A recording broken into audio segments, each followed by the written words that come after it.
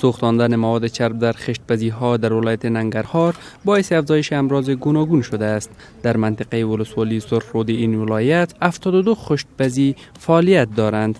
باشندگان این محل میگویند که در خشت‌پزی‌ها رابر و موادهای چرب سوختانده می شود که باعث به وجود آمدن امراض گوناگون شده است. نجیب الله کاموال رئیس صحت عامه ولایت ننگرهار میگوید به علت دود رکشا در شهر و دود خشت‌پزی‌ها در ولسوالی سرخرود این ولایت باعث شده است که امراض افزایش یابند.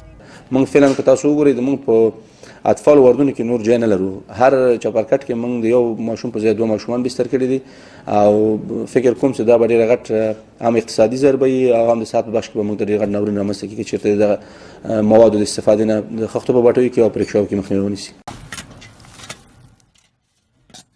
فضل ربی حمیم رئیس محیط زیست ولایت ننگرهار میگوید که دود خشت‌پزی‌ها در ولسوالی سرخرود این ولایت یک بحران است. او میگوید که به خاطر حل این مشکلات چندین بار از نیروهای امنیتی کمک خواستند اما تا کنون همراهشان کمک صورت نگرفته است. بر اساس معلومات ریاست صحت عامه ننگرهار در 10 ماه گذشته حدود 2.5 میلیون بیماران را تداوی کردند که علت نیم آن از امراض و آلودگی هوا و مراعات نکردن نظافت است.